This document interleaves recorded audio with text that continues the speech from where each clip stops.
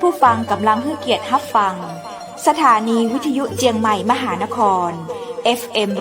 107.25 เมกะเฮิรตซ์อันดับต่อจากนี้ไป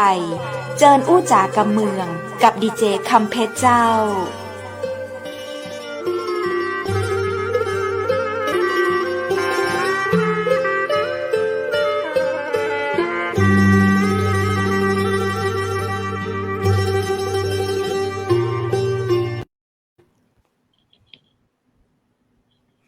สวัสดีเจ้าสวัสดีคุณผู้ชมทุกคนกู้ท่านนะเจ้ายินดีต้อนรับเข้าสู่รายการอู้จากเมืองตังเชียงใหม่มหานครผ่านสถานีวิทยุ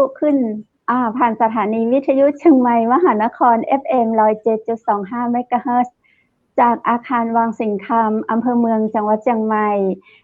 วันนี้ข้าเจ้าดีเจคำเพชรพี่กับปะคุณผู้ชมเช่นเคยนะเจ้า2 ทุ่มตรงเป๊ะเรามีสัญญาจะมาเจอกันตรงนี้เจ้าวันนี้ข้าเจ้ากับไอ้ดีเจคำวุฒิก็มาเจอกันเช่นเคยนะเจ้าแล้วกับปาแขกพิเศษแขกรับเชิญมาตัวยวันนี้นั้นท่านจะได้ปากับนายกสมาคมสื่อมวลชนเพื่อการท่องเที่ยวจากต่างจังหวัดนะเจ้ามันแน่ใจว่าวันนี้ท่านจะออนไลน์มาจากจังหวัดไหนกับเดี๋ยวเราจะไปสัมภาษณ์แล้วก็ถามเปิ้นไปด้วยกันนะเจ้ากับนาย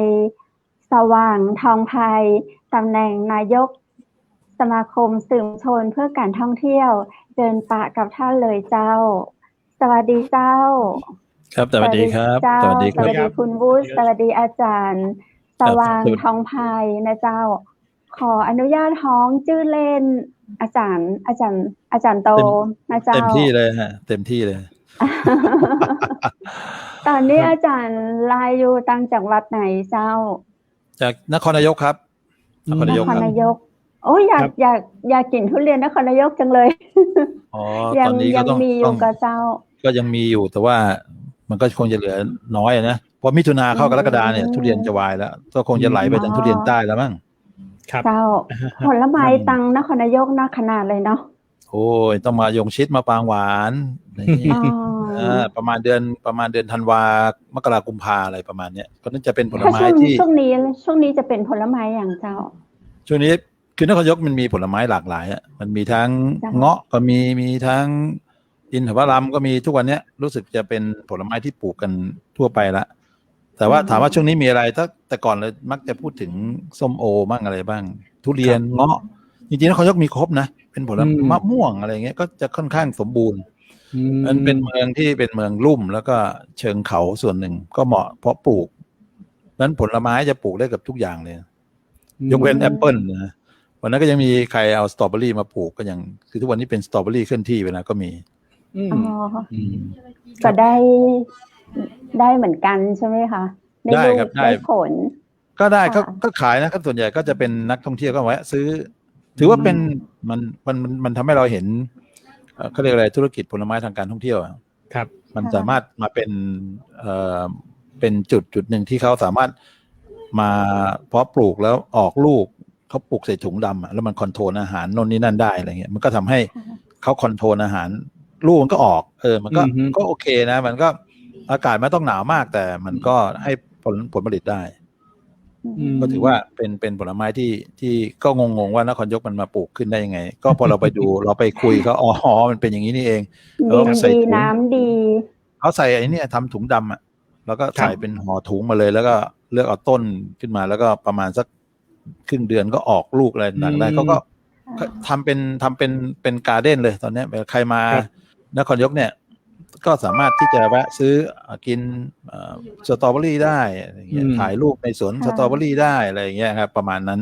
ดังนั้นผลไม้ในฤดูกาลช่วงนี้ก็จะเป็นผลไม้ที่หลากหลายแต่ก็จะเน้นหนักมากสุดตอนนี้ก็คือจะเป็นพวกเงาะกำลังจะเข้าสู่พวกผลไม้ประเภทฤดูฝนน่ะก็จะเป็นผลไม้ประมาณนี้ครับอาจารย์โตครับเมื่อกี้ที่ทางคุณไก่แนะนำไป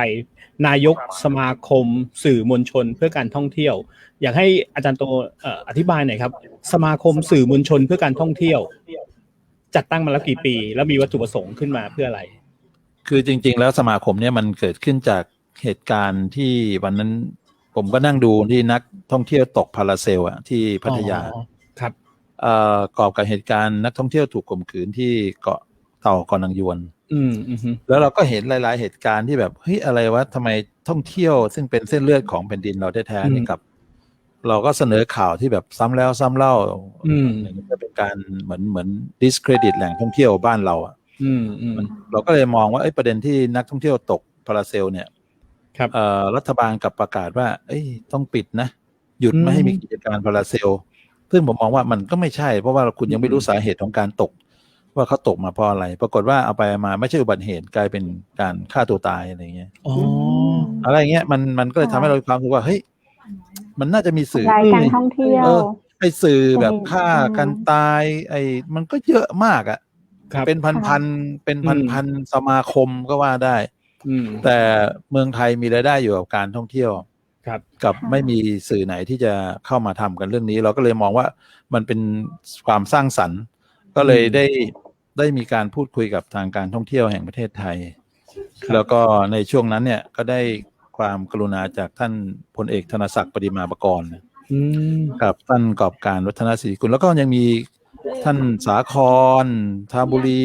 ซึ่งเป็นผบ.ตำรวจท่องเที่ยวคนแรกนะครับแล้วก็อีกหลายๆท่านโดยเฉพาะทางการท่องเที่ยวแห่งประเทศไทยเนี่ยก็มีโอกาสไปพบท่านที่ทำเนียบรัฐบาลแต่ก่อนจะไปทำเนียบรัฐบาลเราพบท่านก่อนที่ศูนย์ราชการแจ้งวัฒนะครับก็นำเรียนท่านว่าเราอยากจะตั้งสื่อนี้ขึ้นมาเพื่อที่จะช่วยท่านทำงานคือด้านการท่องเที่ยวหรือท่านเป็นรองขณะนั้นท่านเป็นรองนายกรัฐมนตรีที่ดูแลด้านการท่องเที่ยวท่านก็บอกว่าก็ดีนะอะไรเงี้ยเดี๋ยวเอางี้ละกันเดี๋ยวไปนัดพบกันที่ทำเนียบอะ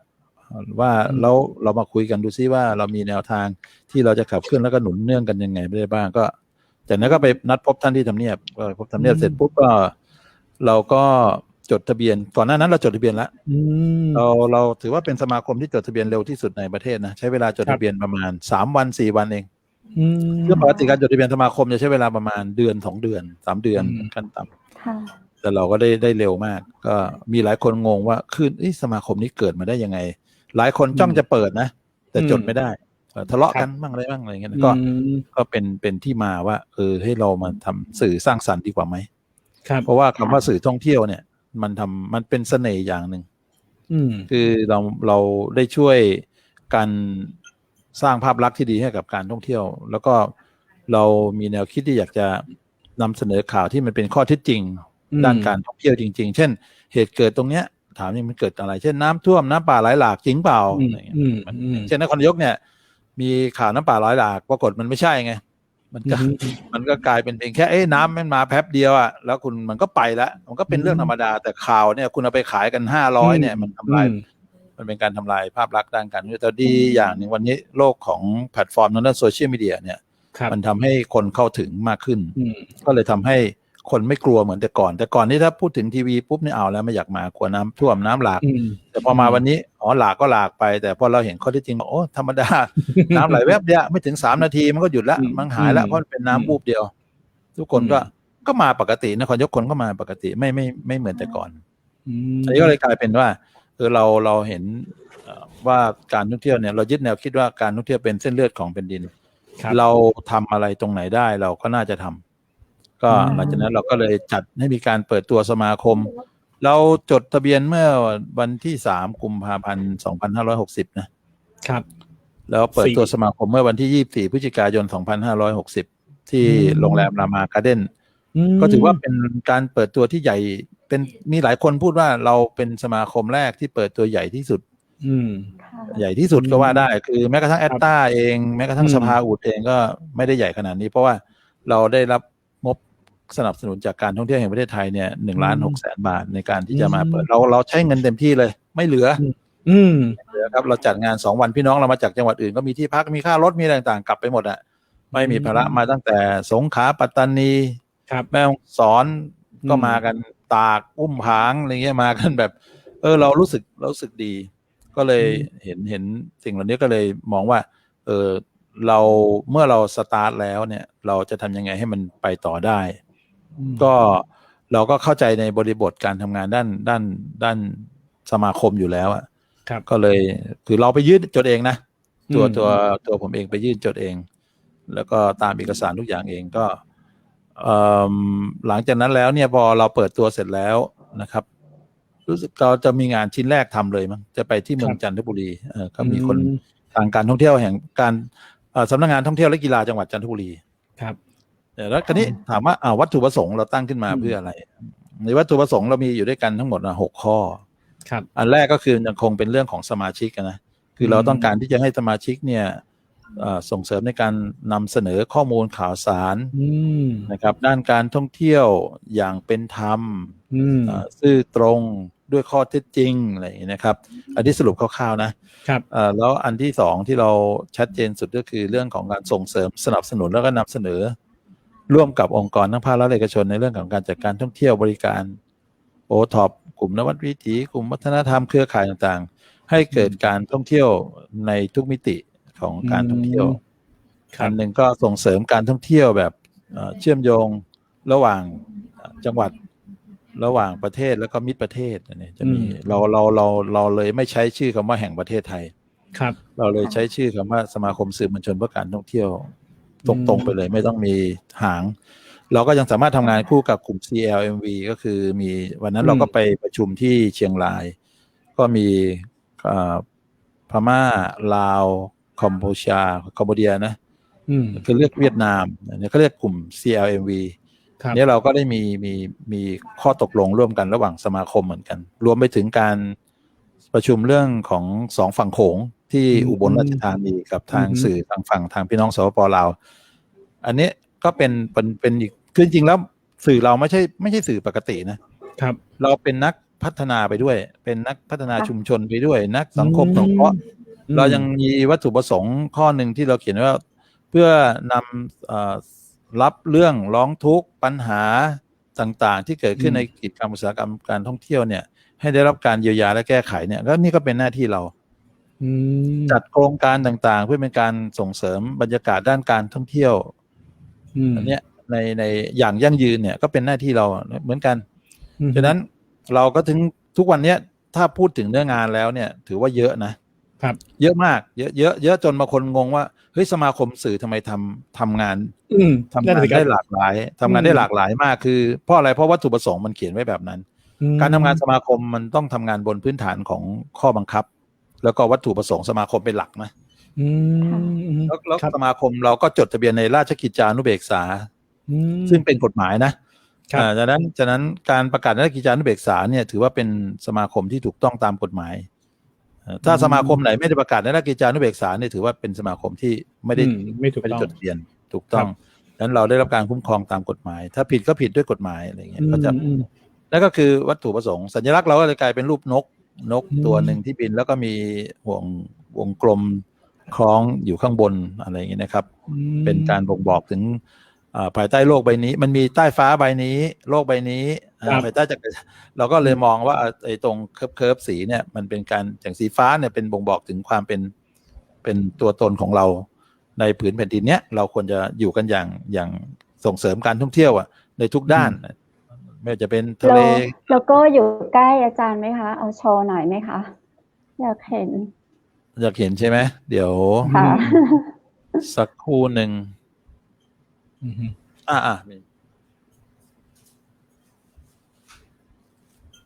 อยู่ใกล้มือพอดีเลยครับผมเดี๋ยวผมขอเปิดเป็นโลโก้จะเป็นแบบเนี้ยอาจารย์อธิบายก็พอจะมองภาพออกมองออกไหมนี่คืออาร์มที่เราปักกับทางไว้สำหรับติดเสื้อกั๊กคือตัวสื่อในสังกัดของสมาคมเราเนี่ยจะต้องมีตัวเนี้ยเป็นหลักอันเนี้ยนี่คือสัญลักษณ์ของเรามันจะมี3 สีเห็นไหมมีแดงมีทองมีสีฟ้าแต่ที่ตรงกลางเนี่ยเราเปรียบเสมือนนี่คืออะไรนะคะเราเปรียบเสมือนมิตรภาพสัมพันธภาพที่ทุกคนอยู่ภายใต้ท้องฟ้าเดียวกันเห็นไหมจะมีข้างบนจะมีท้องฟ้าเราสีเป็นสีฟ้าเหมือนโลกใบนี้เราเชื่ออย่างหนึ่งว่าการท่องเที่ยวเนี่ยสามารถสร้างสันติภาพได้ครับ เราเลยเชื่อในมุมคิดแบบนี้เพราะว่าอะไรรู้ไหมเพราะการท่องเที่ยวเราไปมาหาสู่มันเหมือนวิถีชีวิตเลยนะ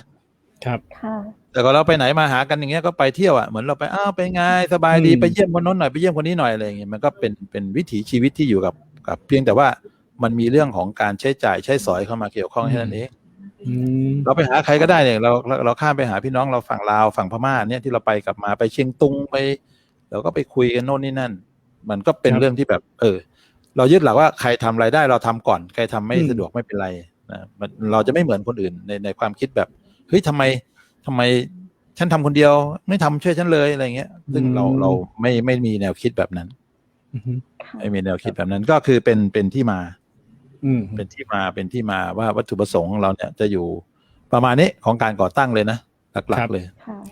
ก็ดูแลทั่วทั้งประเทศเลยใช่ไหมคะใช่ครับเราจะมีอยู่ทั้งประเทศแล้วเราก็จะมีสมาชิกมีนายก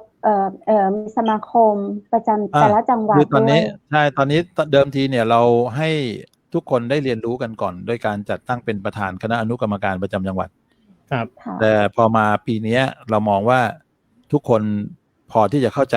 ในบทบาทหน้าที่อยู่บ้างแล้วก็เลยจะให้ทุกจังหวัดเนี่ยจดทะเบียนเป็นสมาคมสื่อมวลชนเพื่อการท่องเที่ยวจังหวัดนั้นๆโดยที่มีทางสมาคมแม่เนี่ยก็จะส่งคนไปเป็นอุปนายกด้วย1 คนแล้วก็ไปเชิญนายกสมาคมส่งเสริมท่องเที่ยวของแต่ละจังหวัดเนี่ยให้เข้ามาเ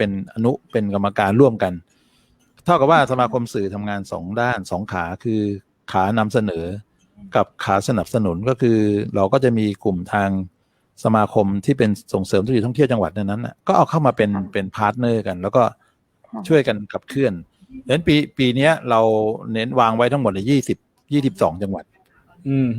ก็มีอีสานมีใต้มีตะวันออกครบเลยนะมีแม่ฮ่องสอนก็อยู่ในแผนจัดตั้งด้วยนะครับคือเราไม่เพียงแค่คือทำไมเราถึงจัดตั้งคือเราเชื่ออย่างหนึ่งว่าสมาคมสื่อมวลชนเพื่อการท่องเที่ยวจังหวัดเนี่ยเราทำมากกว่าคำว่าสื่อแล้วเราไม่ไปอยู่ตรงกลางของปัญหาของใครจะกัดกันทะเลาะกันอะไรก็เป็นเรื่องของเขาเราเป็นมิตรกับทุกคนไม่อยากให้เรามองว่าพอเป็นคำว่าสื่อแล้วต้องเก่งกล้าสามารถอะไรเงี้ยไม่ถูกอ่ะ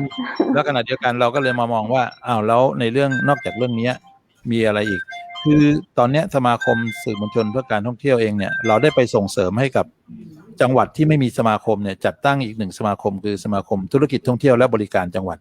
ซึ่งตอนนี้เราตั้งมา3 จังหวัดแล้วก็มีสระแก้วปราจีนแล้วก็สกลนครนะครับอันนี้เราตั้งมาแล้วก็สมาคม2 สมาคมนี้แหละมันจะเมิร์จงานกันคือบูรณาการกันระหว่าง2 สมาคมใช่ไหมธุรกิจท่องเที่ยวก็ไม่ได้อยู่แค่โรงแรมก็ยังรวมถึงร้านริมทางร้านขายของฝากร้านก๋วยเตี๋ยววินมอเตอร์ไซค์พวกเนี้ยก็ควรเอาเขาเข้ามาอยู่ในองค์กรพวกนี้เพราะพวกนี้ผมถือว่าเป็นห่วงโซ่ของการท่องเที่ยวนะ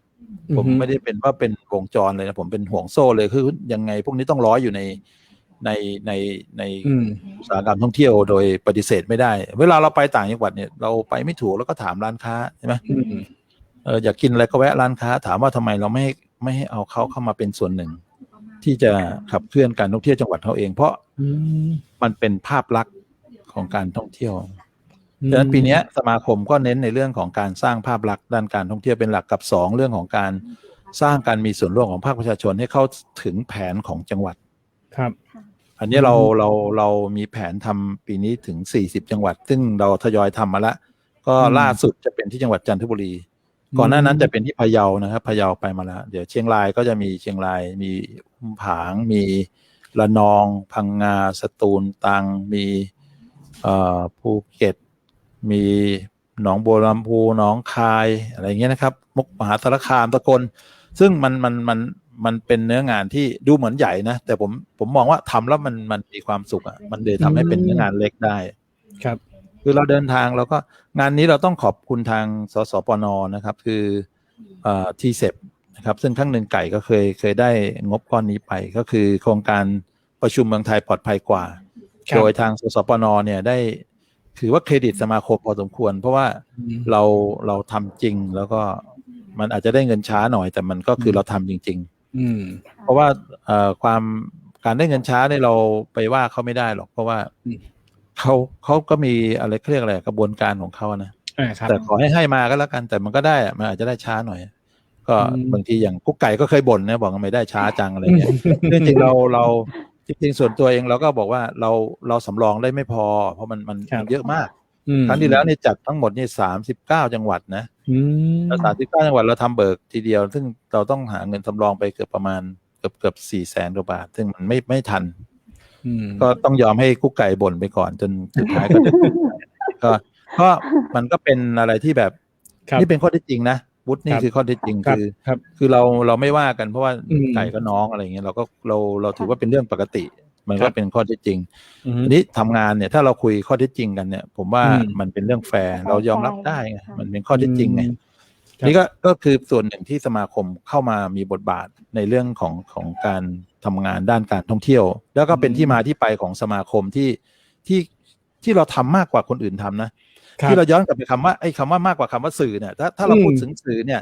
ทุกคนก็จะมองอยู่เรื่องเดียวคือถ่ายโทรทัศน์เอาไปออกนี่นั่นนะอะไรเงี้ยแต่ไม่ของเราไม่ใช่ของเราคนละเรื่องกันเลยการนำเสนอเป็นแค่ปลายทางหนึ่งที่เราทำคือมันตีลังกากลับกันนะครับถ้าเป็นสื่อเนี่ยถ้าเป็นของเดิมคือนำเสนอก่อนเลยถูกไหมใช่ถูกต้องครับแต่ของเราไม่ใช่ของเราคือนำเสนอนี่คือปลายทางแต่การเริ่มทำส่งเสริมให้มันเกิดเนี่ยเป็นหน้าที่แรกของเราที่ต้องทำแล้วก็มีการคิดด้วยด้วยเอาหมดเลยแล้วพอเราได้เนื้อหาเสร็จปุ๊บเราจะไปอะไรก็ตามเราค่อยเอาไปเผยแพร่ต่อดังนั้นที่ผ่านมาเนี่ยเราไม่เน้นเรื่องการเผยแพร่เลยเพราะอะไรเพราะผมเชื่อการเผยแพร่เนี่ยโดยเฉพาะความเปลี่ยนแปลงของโลกเป็นเนี้ยโดยเฉพาะเรื่องของแพลตฟอร์มต่างๆที่มันมีอยู่เนี่ยผมเชื่อในเรื่องของเน็ตเวิร์กเรื่องของเครือข่ายเราก็เลยมองว่าเฮ้ยถ้า 2-3 ปีเนี้ยเราสร้างงานก่อนดีกว่าสร้างเครือข่ายเอาไว้มาปีที่4เนี่ยเราค่อยร้อยเครือข่ายกันก็มันก็เป็นไปตามแผนที่เราวางไว้ก็คือปีเนี้ยเราจะร้อยทุกเครือข่ายเข้าหากันแล้วก็วันนี้เราก็มีการเนี่ยเมื่อวานนี้เราเพิ่งมีการประชุมจัดตั้งเป็นคือก็เรียกว่าเป็นกลุ่มของคนที่เราจะต้องส่ง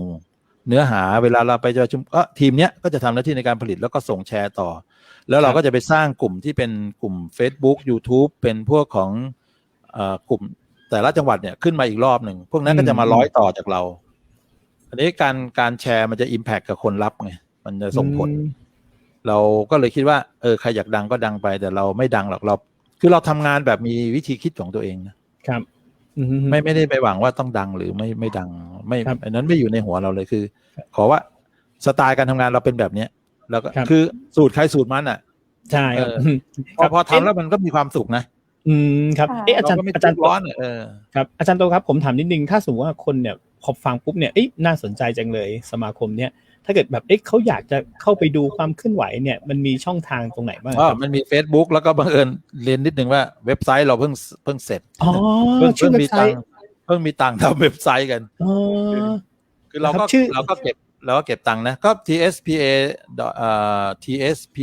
www.tspa.press เดี๋ยวผมขอพิมพ์ตามนิดนึงนะครับลองดูนะผมก็ยังไม่ได้เข้าไปดูกันนะน้องเพิ่งส่งตัวลิงก์มาให้ดูแล้วอย่างพวกช่องทางอื่นนะครับผม Facebook ก็จะมี Facebook ก็พิมพ์ไปที่สมาคมสื่อมวลชนเพื่อการท่องเที่ยวก็จะขึ้นมาเลยนะครับใช่ก็จะเป็นเนื้องานที่เราทำมันจะมีอยู่ 2-3 ช่องที่เราทำอยู่แล้วก็ยังมี YouTube Channel อีกอันนึงซึ่งเรากำลังทำติดซึ่งปีเนี้ยผมมองว่าเป็นปีที่เราได้มีการวางแผนค่อนข้างชัดเจนเพราะวันที่25พรุ่งนี้26เนี่ย2วันนี้เราจะมีประชุมที่เมืองการเนี่ยเราจะไปวางแผนแล้วก็จัดทำคอนเทนต์กันว่าเรื่องการเผยแพร่ยังไงใครอยู่จังหวัดไหนส่งมาแล้วกองกลางจะดึงออกมาไปร้อยไปตัดต่อไปแล้วอีกเรื่องนึงที่เรากำลังทำเอางี้ไหนๆก็คุยไปถึงตรงนั้นแล้วมันจะย้อนกลับไปถึงวัตถุประสงค์อันนี้ก็คงชัดเจนนะว่าเ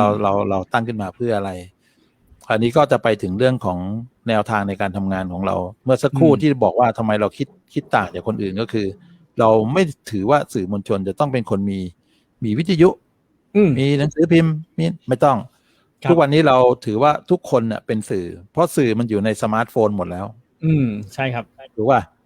ฉะนั้นแล้วเมื่อเราเอาตัวนั้นมาเป็นเครือข่ายเนี่ยตรงสมาร์ทโฟนของเขานั่นแหะคือสิ่งที่เราได้เปรียบแล้วก็มันก็เลยเกิดโครงการหนึ่งขึ้นมาคือโครงการพัฒนาศักยภาพภาคประชาชนในการใช้โซเชียลมีเดีย เพื่อการสร้างภาพลักษณ์ด้านการท่องเที่ยวก็คือสอนให้เขาทำตัดต่อคลิปโดยใช้โปรแกรม KineMaster เล็กๆมันโอเคเลยนะเรากับสอนได้ดีกว่าคนอื่นอีกเพราะผมไม่ต้องเอาอาจารย์สอนเป็นมาไอ้พวกเก่งๆเนี่ยมันเก่งจังเลยเนี่ยคือนั้นไม่เอาเราเริ่มต้นไม่ยุ่งยากไม่สำคัญคือนั้นมันอธิบายแล้วลิงหลับใช่ครับเราก็เลยใช้อย่างนี้ไงเราเลยใช้ว่าอ้าวคนไหนที่อบรมแล้วเป็นแล้วเอามาสอนคนที่ยังไม่เป็นเพราะสองคนกลุ่มนี้จะเข้าใจแล้วอารมณ์เดียวกันไอ้คนที่ไม่เคยเป็นก็ต้องรู้ว่าไอ้คนเดิมทีแต่ก่อนฉันไม่เป็นกูเริ่มจากตรงนี้เองก็ปรากฏว่าเราทดลองมาตอนนี้ประมาณ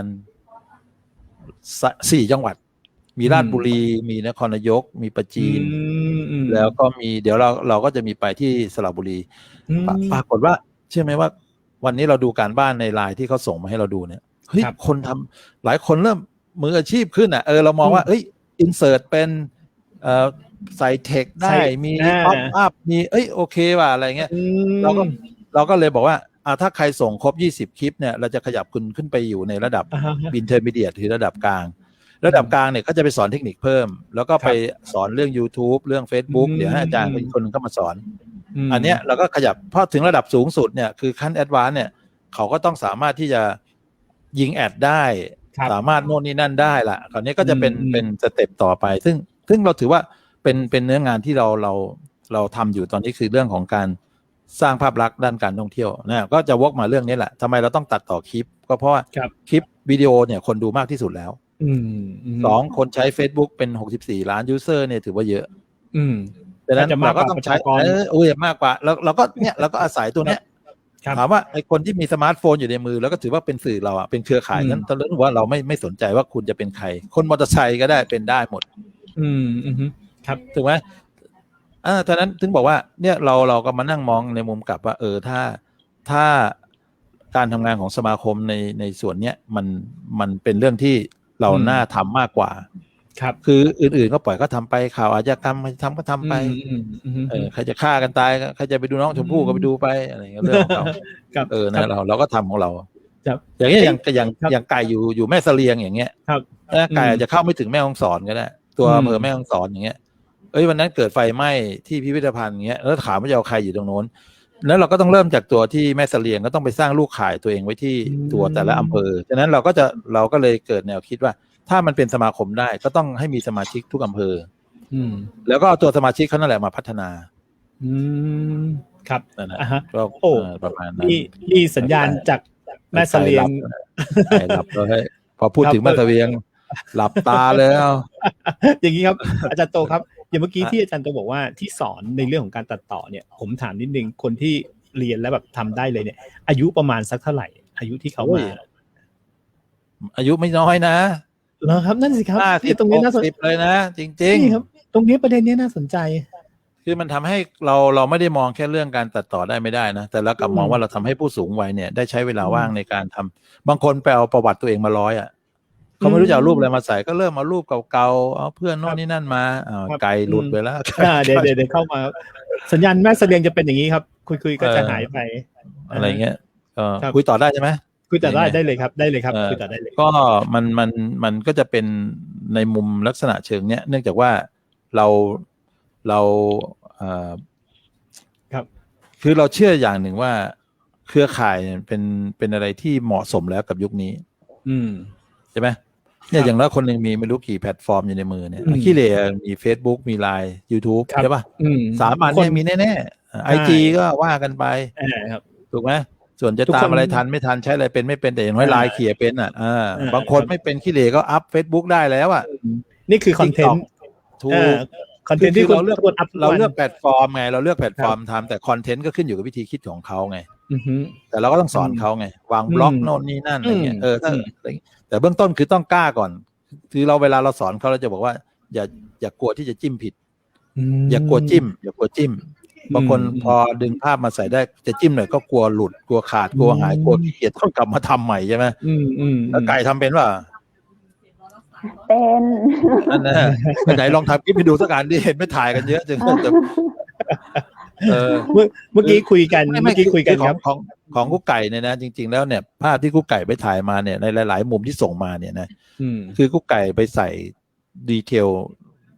นิดหนึ่งไม่ใช่นิดหรอกสักหน่อยหนึ่งไม่ว่าจะเป็นตัวหนังสือคือกุ๊กไก่จะเป็นภาพดิบมา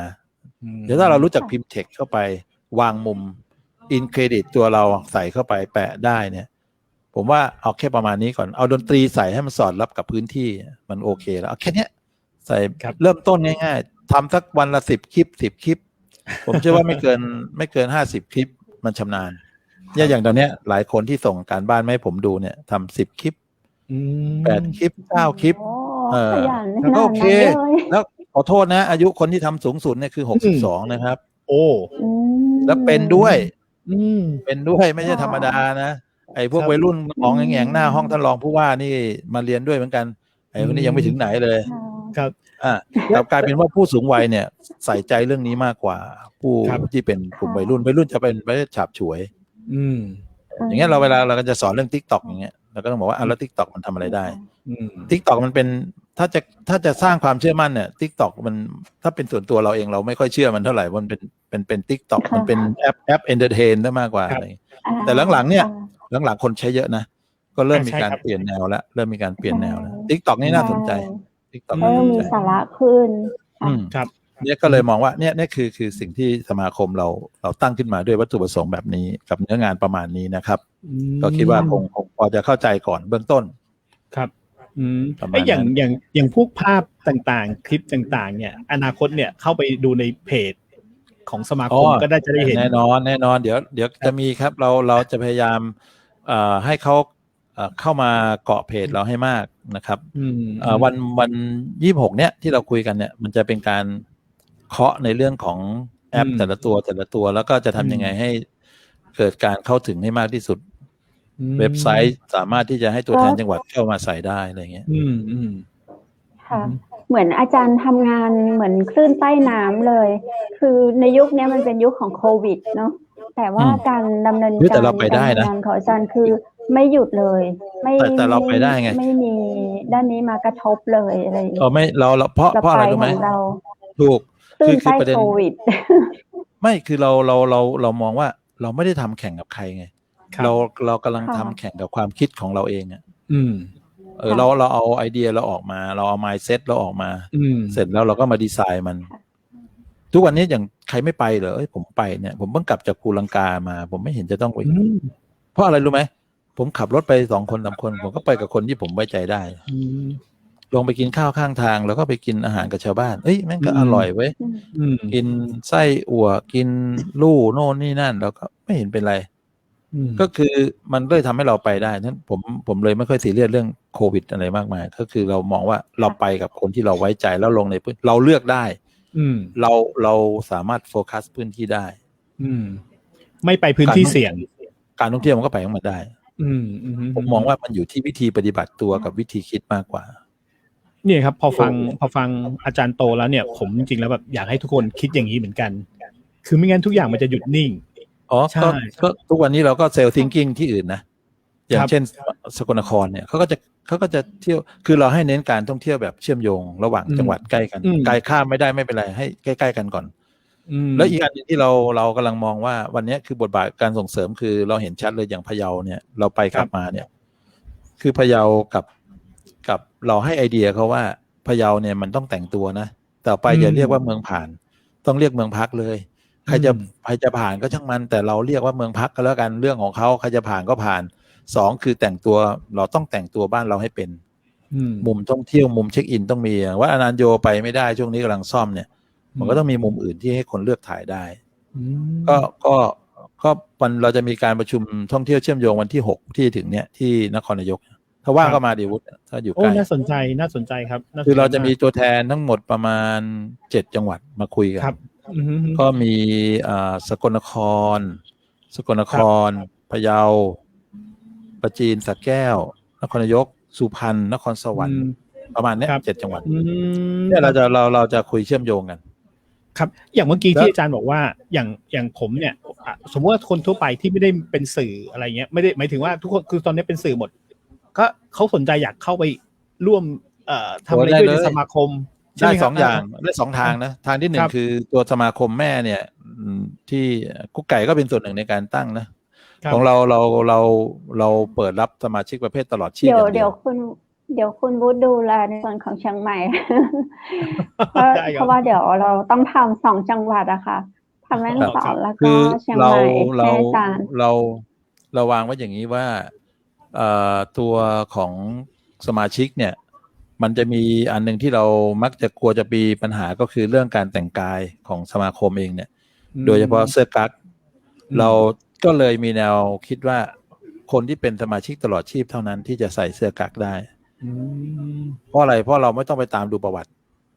เพราะคนใส่เนี่ยชัดเจนอยู่แล้วว่าคุณเพราะด้านหลังเสื้อมันจะมีคำว่าสังกัดสมาคมสื่อใช่ไหมครับคือเวลาไปประชุมที่ไหนก็ตามไม่ต้องถามสังกัดไหนเลยเพราะข้างหลังมันบอกชัดเลยว่าเราสังกัดสมาคมสื่อมวลชนเพื่อการท่องเที่ยว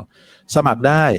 สมัครสมาคมแม่ก็ได้แต่ของเราตลอดชีพ 2,000 ตลอดชีวิตเลยนะ ตลอดชีพเลยนะครับเฉลี่ยวันหนึ่งมีแบบไม่เท่าไหร่เลย ตลอดชีพ ส่วนถ้าเป็นรายจังหวัดเนี่ยเรามีงานแรลลี่อะไรอย่างเงี้ยค่ะคุณวุฒิที่ตอนแรกแม่ฮ่องสอนเราจะทำเนาะอันหนึ่งที่ยังไม่ได้บอกคือเดี๋ยวคู่ไก่จะคงบอกในอนาคตอ่ะคือหรือพูดเลยก็ได้คือโครงการ Rally on Application ซึ่งตัวเนี้ยเราได้นำร่องทำไป8 จังหวัดแล้วประสบความสำเร็จมากครับคือเป็นการวันนั้นก็ประชุมระหว่าง DTAC True AAS แล้วก็ NT เรามีการประชุมไปเมื่อสัปดาห์ก่อนนั้นเรื่องเกี่ยวกับผังเมืองและความสูงของเสาเนี่ยเราก็ได้คุยกันประเด็นเนี้ยว่าเฮ้ยเราอาจจะมีสักแมตช์หนึ่งไหม4 ค่ายเรามาแข่งกันNT ไม่อาจจะไม่ค่อยอะไรเท่าไหร่ไม่เป็นไรเอา AS True DTAC เรามาแข่งกันไหมว่าสัญญาณในมุมไหนใครจะดีกว่ากันอะไรอย่างเนี้ยก็เป็นขำๆอ่ะกลับกลายว่า True กระโดดคว้าก่อนเลย True บอกโอ้ยจ้าผมเอาก่อนไอเดียดีมากน่าสนใจ DTAC ก็โอเคนะคือรูปแบบการเล่นของเราเนี่ยเดี๋ยวค่อยไปถึงแอปทีหลังเอาเป็นว่าเนี่ยเรื่องนี้คือสมาชิกเนี่ยก็คือสมัครได้ส่วนรายจังหวัดเนี่ยก็ไปสมัครที่จังหวัดนั้นๆได้แต่ว่าการเป็นสมาชิกจังหวัดกับสมาคมแม่เนี่ยมันจะคนละอย่างกันคือจังหวัดมันจะอยู่เฉพาะจังหวัดแต่สมาคมแม่เนี่ยมันจะไปได้ทั่วประเทศเหมือนกันใช่ไหมครับแต่ว่าเราใส่เสื้อเนี่ยก็จะเป็นสมาคมสื่อมวลชนท่องเที่ยวจังหวัดเชียงใหม่สมาคมสื่อมวลชนท่องเที่ยวจังหวัดแม่ฮ่องสอนแต่ถ้าสมาคมสื่อมวลชนเพื่อการท่องเที่ยวกุดเลยเนี่ยมันไปได้ทั้งประเทศเลยทั้งประเทศอะไรอย่างเงี้ยอันนี้เรื่องจริงเพราะว่าอย่างที่ทางกัมพูชาเนี่ยที่เรากำลังคุยกันอยู่เนี่ยก็จะมีแผนที่จะไปเชื่อมโยงหากันอยู่พม่าก็เหมือนกันพม่าเราก็ได้พี่คือที่ปรึกษาเราไม่ขี้เหร่นะอย่างพี่ติ๋มที่กาสลองเชียงใหม่เชียงรายเนี่ยพี่ภูมิอุ้มผางอย่างเงี้ยพี่จะมีพังงาคือเราไปไหนเราจะมีพี่น้องเราอยู่เกือบทุกจังหวัดแล้วเราไปเรายึดนโยบายไม่กวนกันนะเช่นไปแบ่งอาหารไปกดขี่ให้เขามาเลี้ยงตัวเองไม่เอาเราใช้หารกันใครจะรวยมาจากไหนไม่รู้แต่ต้องหารกันเนี่ยเราถือว่าเป็นการที่แบบไปมาหาสู่กันแต่อย่าไปให้คนอื่นไปแล้วแบบอันนี้ใส่เดิมๆคือต้องมาเลี้ยงฉันอะไรเงี้ยอันนี้เราไม่ทำผมว่ามันก็น่าจะหมดไปได้แล้วเนาะน่าหมดยุคแล้วนะครับยุคนี้แล้วก็ที่สำคัญคือปีในเรื่องของคราวนี้ไอ้เรื่องของบทบาทหน้าที่ก่อนนะก็ไหนๆก็ได้คุยเรื่องตรงนี้ต่อแล้วก็จะขออธิบายว่าบทบาทของสมาคมสื่อมวลชนท่องเที่ยวกับการจัดการท่องเที่ยวในยุคโควิดเนี่ยเราทำอะไรบ้างคือภายใต้แนวคิดของเราก็คือการท่องเที่ยวคือเส้นเลือดของแผ่นดินใช่ไหมครับแล้วก็เรายึดหลักความอะไรที่ชุมชนได้เราเลือกที่จะทำในสิ่งที่ชุมชนได้ดังนั้นปีนี้แนวคิดของเราในการทำงานก็คือ1เราจะต้องหากิจกรรมที่สร้างการกระจายรายได้ให้ถึงชาวบ้านให้ได้โดยผ่านพวกเราเองนี่แหละไม่ต้องไปถึงใครอันที่2ก็คือเราจะต้องเป็นเสมือนคู่คิดให้กับอบต.ตำบลที่ไหนก็ตามที่คุณคิดว่าเขาอยากพัฒนาแต่เขาขาดองค์ความรู้สมาคมสื่อก็พร้อมที่จะลงไปช่วยอันที่3คือการพัฒนาด้านคนเราวางไว้3อย่างคือ1เอาง่ายๆเรื่องคนเรื่องโครงสร้างเรื่องของการตลาดเรื่องการสร้างการรับรู้เนี่ยเราจะวางบทบาทไว้3อย่างคนก็ต้องไปพัฒนาช่วยเขาถ้าเรามีองค์ความรู้เราก็ไปสอนเขาได้อันนี้ภูมิทัศน์มันขาดนะแต่งตัวหน่อยไหมมีทุนลงอย่างสกลนครเนี่ยเห็นภาพเลยนายกสมาคมเทศบาลตำบลพนานครเนี่ยเขาตั้งงบไว้500,000เดิมที่จะไปซื้อสกูตเตอร์พอเราไปประชุมเสร็จปุ๊บกับทีมอวเพลงโครงการของ U2T เนี่ยเขากลับเปลี่ยนความคิดเลยนะผมบอกว่านายกท่านเอาทุนธรรมชาติเป็นทุนหลักเอาทุนเงินเป็นทุนประกบ ท่านมีของดีอยู่แล้วลงทุนไม่มากดีกว่าท่านซื้อสกูตเตอร์ท่านต้องเสียเงินบำรุงดูแลรักษามันแกเปลี่ยนเลยนะแกบอกว่าอุ้ยอาจารย์งั้นผมไม่เอาละผมไม่ซื้อละเดี๋ยวผมจะเอาอย่างนี้แหละตามที่ด็อกเตอร์ว่านี่แหละตามนี้เลยอะไรเงี้ยแล้วก็เกิดการเชื่อมโยงมาในเนื้องานต่อไปคือเรื่องเราถือว่าเป็นการกระจายรายได้และสร้างอาชีพด้วยก็คือให้เขาเอามาดอกไม้ที่นครนายกไปปลูกแล้วไปขยายที่จังหวัดของเขาเป็นแพทเทิร์นเดียวกับพะเยาพะเยาก็จะใช้แนวคิดเดียวกันคือเอาดอกไม้ไปสร้างมุมเช็คอินของตัวเองแล้วถ้ามันทำได้มากก็ขายข้างทางครับนี่สิ่งที่อาจารย์โตพูดเนี่ยก็คือเหมือนกำลังบอกว่าให้แต่ละชุมชนหรือแต่ละสถานที่เนี่ยคิดจากสิ่งที่ตัวเองมีอยู่เป็นทุนเดิมเป็นทุนเดิมไม่ต้องลงทุนเยอะไม่ต้องลงทุนเยอะครับไม่ต้องลงทุนเยอะคือทำเท่าที่เรามีแล้วก็อย่าคิดแล้วก็อย่าประเภทพูดถึงมะม่วงแล้วนึกถึงข้าวเหนียวมูนอ่ะคือหมายถึงว่าเฮ้ยพูดแล้วต้องสำเร็จได้รวยเลยไม่ใช่ก็เลยเราจะทำยังไงเริ่มต้นยังไงแล้วไปตรงไหนกว่าจะเติบโตได้คุณก็ต้องอดทนกับมันถูกไหมฉะนั้นเราก็เลยถึงบอกว่าเมื่อคุณมีสิ่งเหล่านี้แล้วเนี่ยมันจำเป็นจะต้องมีการสร้างการรับรู้ปีนี้เราเลยเน้นเรื่องของการสร้างภาพลักษณ์ด้านการท่องเที่ยวเนี่ยการสร้างภาพลักษณ์เป็นเรื่องใหญ่นะทุกวันเนี่ยเราทำง่ายๆอย่างกุ๊กไก่อยู่แม่ฮ่องสอนเงี้ยไปโน่นนี่นั่นถ่ายรูป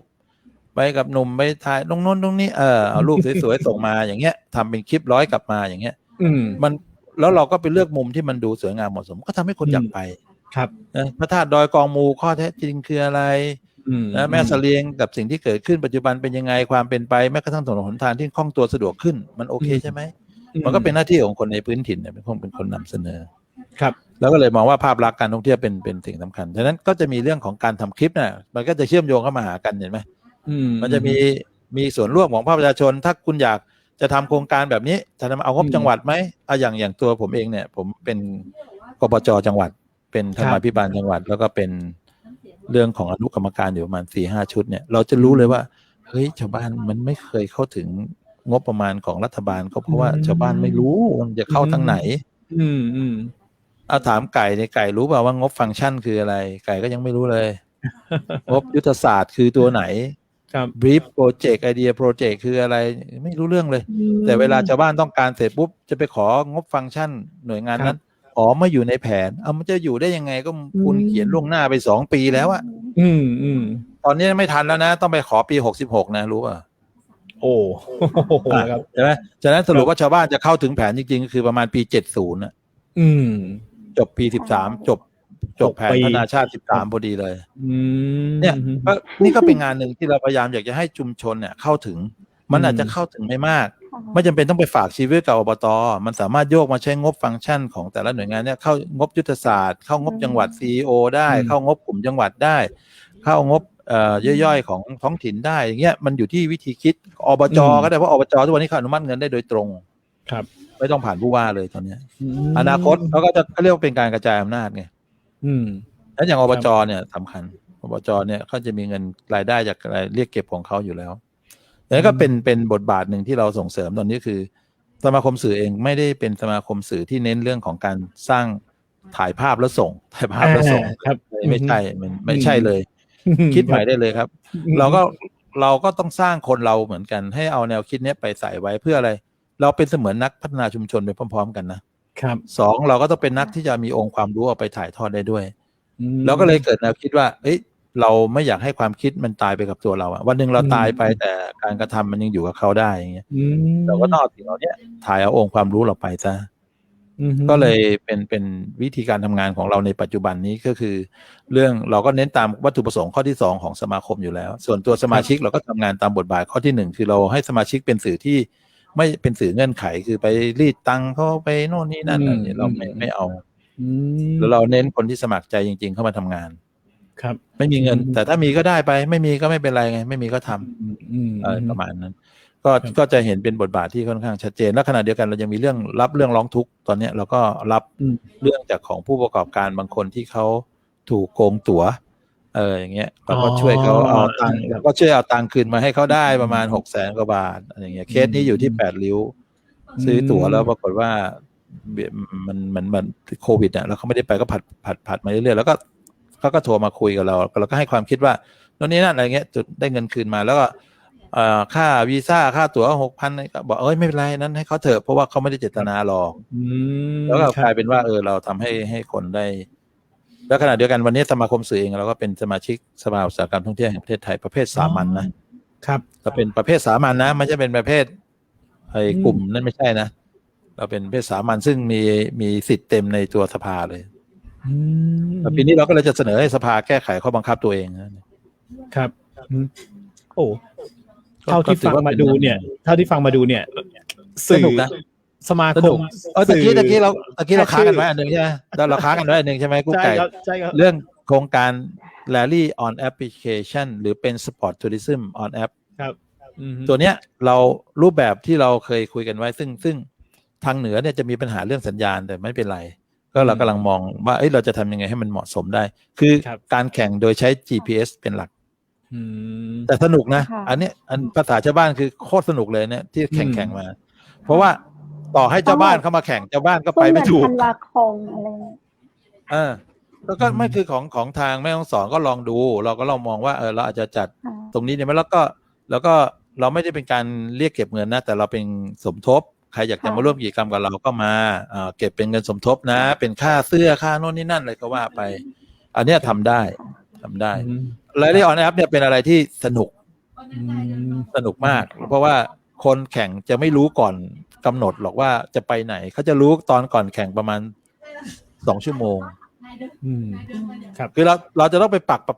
กหมุดเอาไว้ก่อนเนี่ยคุยเล่นเลยไหนๆก็บอกคือเราจะไปปักหมุดไว้ในทุกจุดที่เราต้องการให้เขาไปเช่นบ้านนี้อาหารอร่อยดอยแม่ละอูบมีเครื่องเงินอย่างเงี้ยสมมุตินะไปแม่ลาน้อยมีร้านนี้มีมุมเช็คอินไปปางอุ๋งโน่นนี่นั่นอะไรเงี้ยคือเราก็อาจจะต้องมีแหล่งท่องเที่ยวใหม่ด้วยไม่ใช่เพียงแค่เป็นแหล่งท่องเที่ยวเดิมแล้วก็เราก็ไปปักหมุดซะอะไรอย่างนี้นะครับแล้วก็เสร็จแล้วก่อนแข่งเนี่ยเราก็ค่อยโยนหมุดพวกนี้ทั้งหมดเนี่ยเข้าไปในไลน์คนที่แข่งแต่คนที่แข่งเขาจะรออยู่ในกลุ่มอยู่แล้วแหละแต่พอเห็นหมุดปุ๊บเนี่ยเขาต้องวางแผนแล้วว่าเฮ้ยตรงนี้มันที่ไหนวะอะไรอย่างเงี้ยเขาบางคนก็หลงในขนาดเจ้าบ้านยังหลงเลยแล้วเจ้าบ้านบางคนไม่รู้ด้วยนะว่าเฮ้ยนี่มันมีอยู่ในจังหวัดเราด้วยหรือวะอะไรอย่างเงี้ยมีหลายแห่งอย่างปัจจีนอย่างเงี้ยมีวัดนี้ด้วยหรือวะอะไรก็นี่แหละ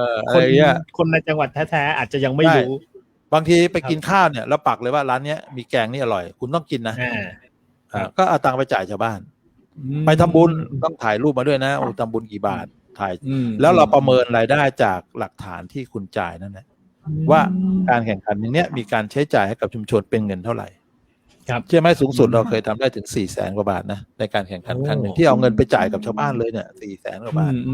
ไม่น้อยนะจังหวัดอะไรคะอาจารย์จังหวัดราชบุรีราชบุรีนี่จ่ายซื้อของต่ำสุดคือ250,000ต่ำสุด250,000นี่โอเคนะครับทีแรกนึกว่ามาคุยกับอาจารย์วันนี้สมาคมจะติดเรื่องโควิดแบบจะไม่มีอะไรทำหรือเปล่าโอ้โหปรากฏว่าโครงการนี้เยอะนี่วันพรุ่งนี้เราไปการนะ3-4เลย3-4นี่เราไปจันทบุรีนะครับแล้วเดี๋ยวจะมีแม่ฮ่องสอนก็จะวางไว้ไปใกล้ตุลาประมาณนั้นจริงๆก็อยากให้ทุกคนบอกว่าจะมาแม่ฮ่องสอนใช่ครับไปอยู่ครับมีแผนแล้วเดี๋ยวจะส่งรายละเอียดไปให้เนี่ยครับอยากให้ทุกคนคิดอย่างอาจารย์เนาะว่าจริงๆแล้วไปใต้วิกฤตแบบนี้เฮ้ยบางทีบางอย่างมันอยู่ที่เรานะมันไม่ได้อยู่ที่ว่าไอ้โลกก็กลัว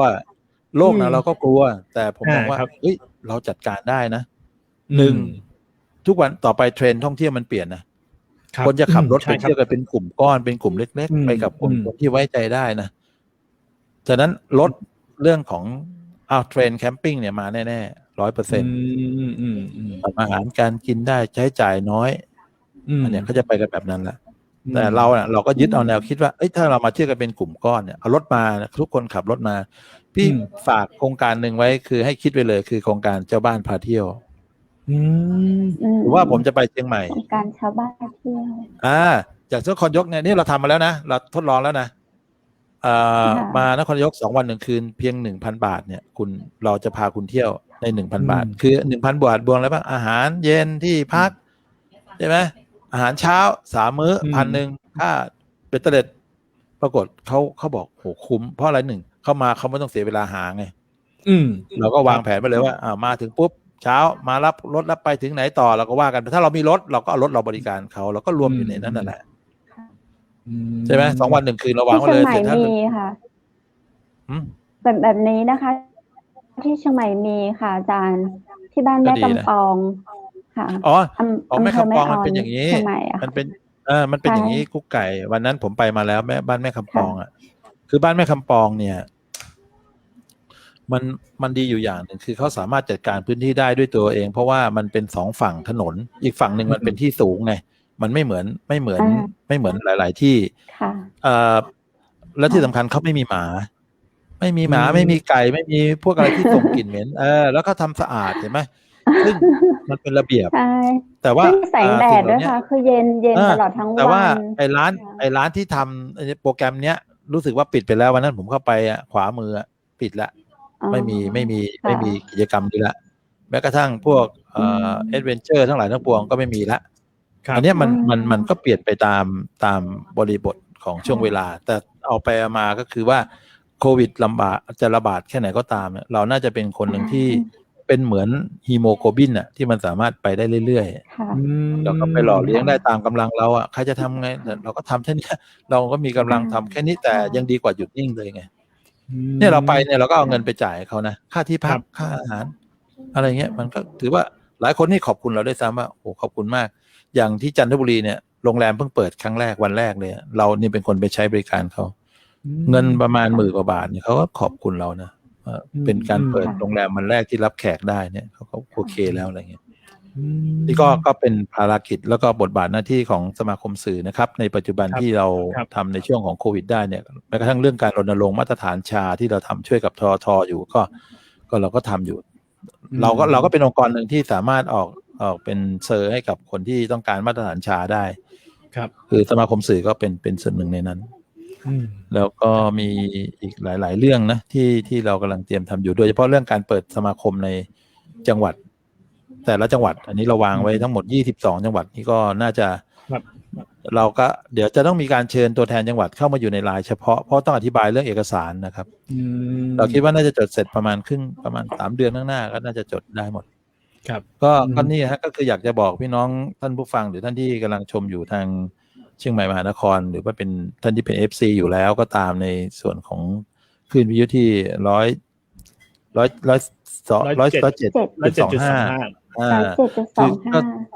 ก็ถือว่าเป็นจริงๆแล้วเป็นคลื่นที่อยู่กลางเมืองเชียงใหม่เลยก็ว่าได้ก็อยากจะให้ผมว่าพี่น้องไม่ว่าจะอยู่จังหวัดไหนก็ตามเนี่ยผมว่าต่อไปนี้โลกมันเปลี่ยนนะ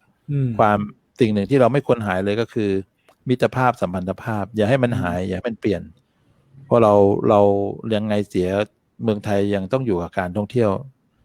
ยวเนี่ยพูดได้เลยว่าไม่มีวันตายถ้ารู้จักทำแล้วก็ใช้ให้เป็นนั่นเองนี่ก็เลยวันนี้ก็ต้องไม่รู้ว่าจะหมดเวลาหรือยังนะแต่ก็ต้องขอบคุณนะครับ ที่ได้ให้เกียรติเชิญทางสมาคมสื่อมวลชนเพื่อการท่องเที่ยวได้มีโอกาสมาพูดถึงภารกิจพันธกิจของทางสมาคมนะครับแล้วก็คิดว่าในเร็วๆนี้เชียงใหม่กับทางแม่ฮ่องสอนก็จะได้เป็นส่วนหนึ่งของสมาคมจังหวัดที่เราจะตั้งขึ้นนะครับก็จะใช้เวลานิดนึงนะครับก็ขอบคุณมากนะครับครับผมขอบคุณอาจารย์มากเลยค่ะได้ไอเดียดีๆเยอะเลยครับสวัสดีครับ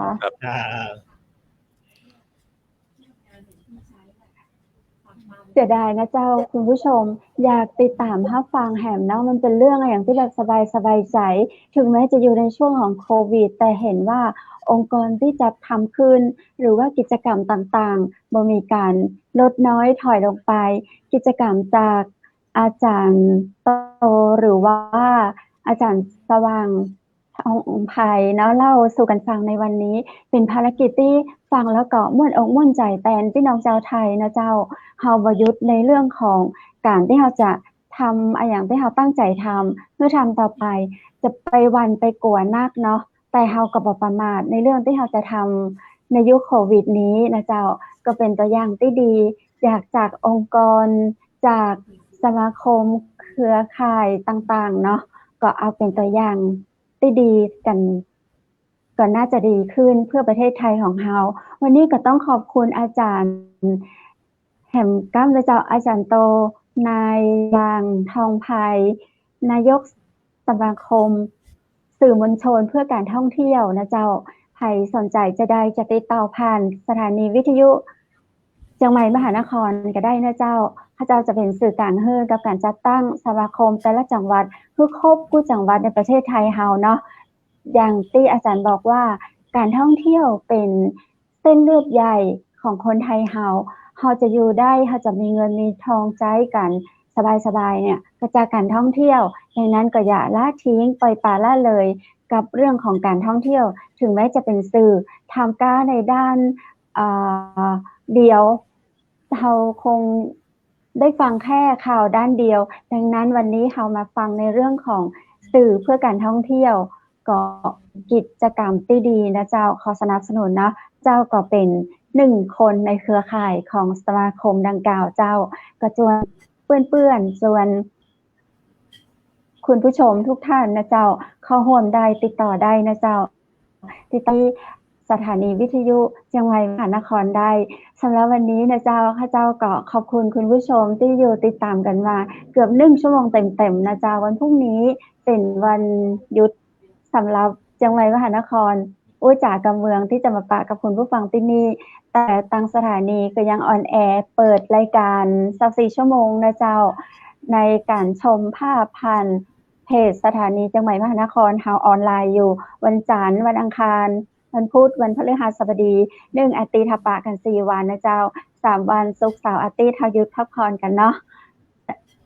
วันนี้ข้าเจ้าดีเจคำเพชรและดีเจวูดก็ขอลาคุณผู้ชมไว้ก่อนเนอปากันกรรมวันจันทร์หน้านะเจ้ามีเรื่องราวดีๆมาเล่าสู่กันฟังเช่นเคย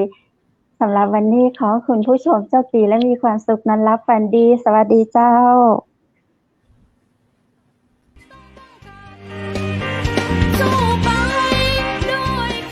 สถานีวิทยุเจียงใหม่มหานคร 107.25 เมกะเฮิรตซ์ ขอแสดงความห่วงใยและเป็นกำลังใจให้ทุกท่านในช่วงการระบาดของโรคโควิด -19 ในครั้งนี้เพื่อลดความเสี่ยงควรสวมหน้ากากอนามัยทุกครั้งล้างมือเป็นประจำขอให้อยู่ที่บ้านให้นักที่สุดด้วยความปรารถนาดีจากหมู่เฮาเจ้าเจียงใหม่มหานครสนับสนุนโดยกาแฟโกแม็กคอฟฟี่และโรงแรมแม่เสรียงเวียงงามโทร 053-621-444 และ 081-595-2883